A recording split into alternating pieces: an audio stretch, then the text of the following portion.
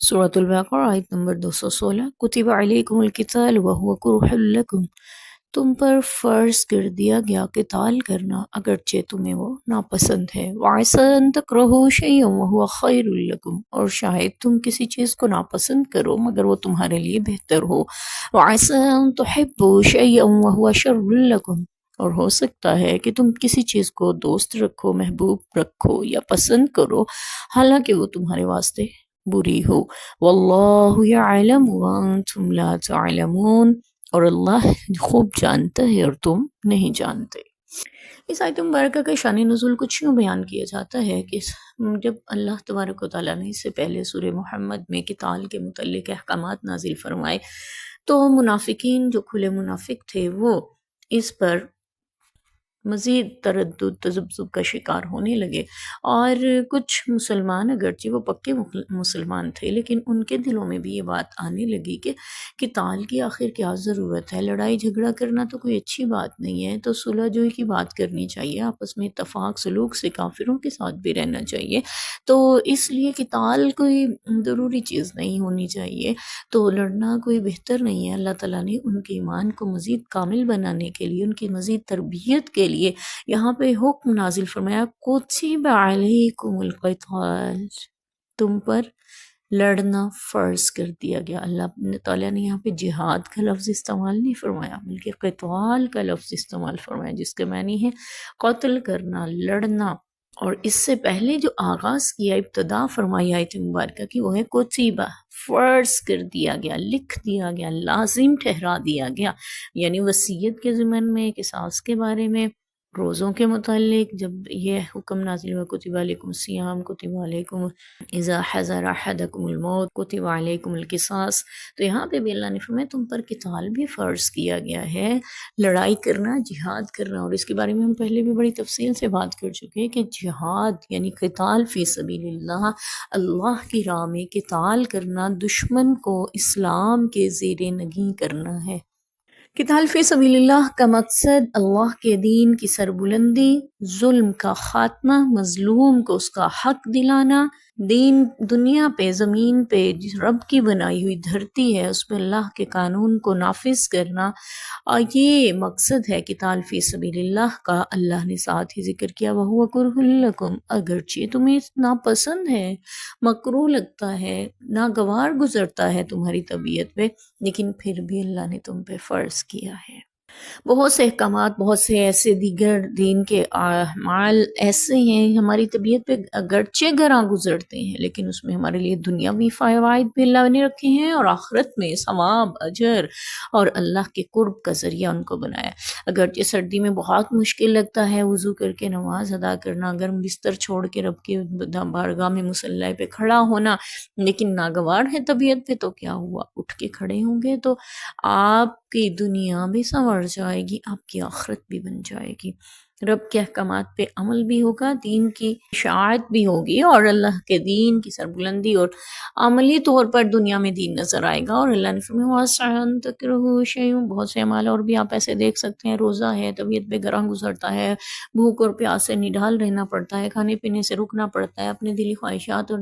شہوات سے انسان کو رکے رہنا پڑتا ہے۔ ہر عمل میں اللہ نے بہت سے ایسے اعمال رکھے ہیں ہماری طبیعت کے پر جو گراں گزرتے ہیں، حج کو دیکھ لیں، قربانی کو دیکھ لیں، پیسے کو خرچ کرنا، صدقہ کرنا،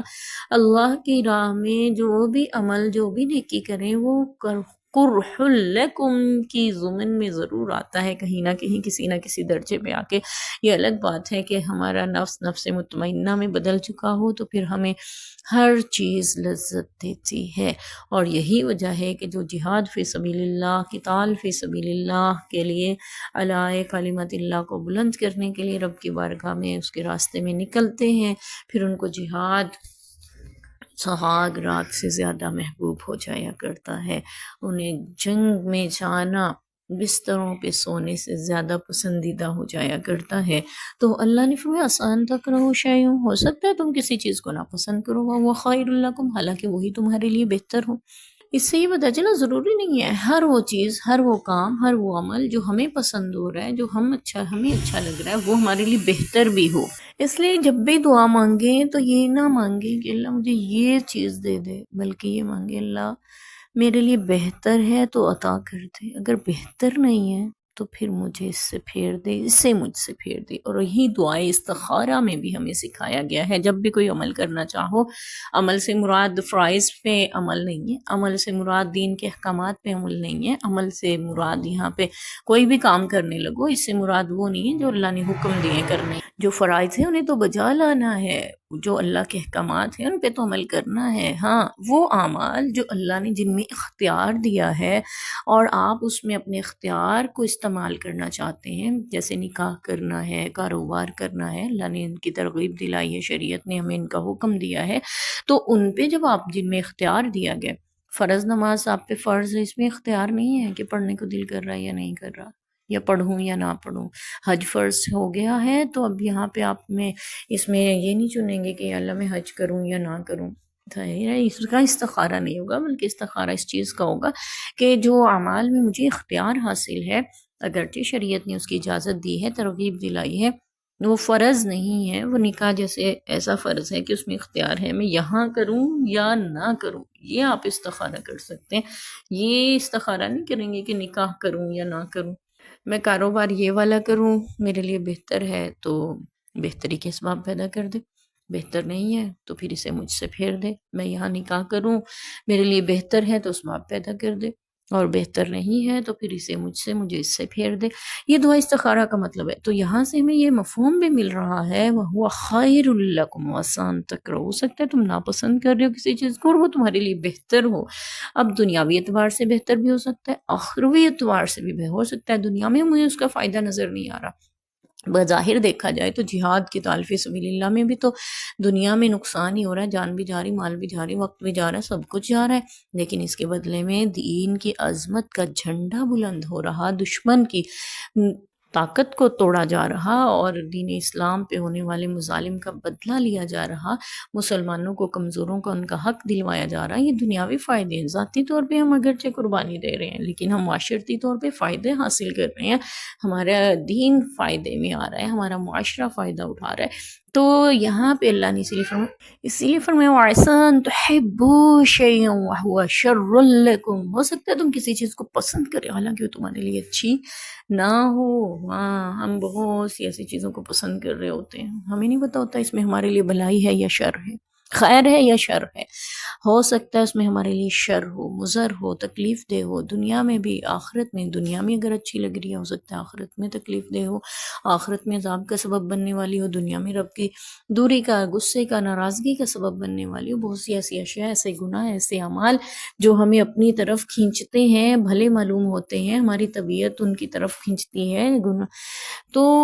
ہو سکتا ہے تم انہیں پسند کر رہے ہو لیکن وہ تمہارے حق میں بہتر نہ ہو بلکہ مضر ہوں، شر ہوں ان میں تمہارے لیے۔ اس لیے ہمیشہ اللہ سے یہ دعا کریں اپنے ان اعمال میں جو اختیار کے ہیں ہمارے لیے بہتر ہے تو ہمیں عطا کر دے، یا رب ہمیں وہ عطا فرما جو ہمارے لیے بہتر ہو، اس سے بچا جس میں ہمارے لیے شر ہو، برائی ہو، جو ہمارے لیے بہتر نہیں ہے ہمیں اس سے بچا۔ اور اللہ تعالیٰ نے یہاں پہ قتال کے متعلق بھی فرمایا، بظاہر تمہیں اگرچہ لگ رہا ہے کہ اس میں تمہاری جان جا رہی، مال جا رہے، وقت جا رہا ہے، سب کچھ ختم ہو رہا ہے، انسان شہید بھی ہو جاتا ہے تو وہ تو مر گیا، حالانکہ شہادت کا درجہ وہ سب سے زیادہ فضیلت اور عظمت والی موت ہے، اور اسی لیے کہا گیا ہے کہ مر تو تمہیں ویسے بھی جانا ہے تو اپنی جان اپنے رب کو بیچ دو گے، اس کی بارگاہ میں عظمت بھی پاؤ گے، شہادت بھی پاؤ گے، مال غنیمت بھی پاؤ گے اگر زندہ رہے تو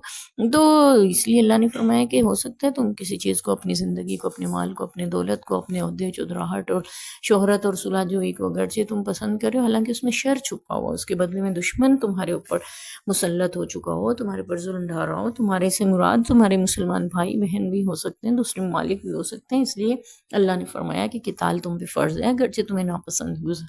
ہو، ناگوار ہو سکتا ہے تم کسی چیز کو ناپسند کرو اور تمہارے لیے بہتر ہو سکتا ہے تم کسی چیز کو پسند کرو اور تمہارے لیے بری ہو، واللہ یعلم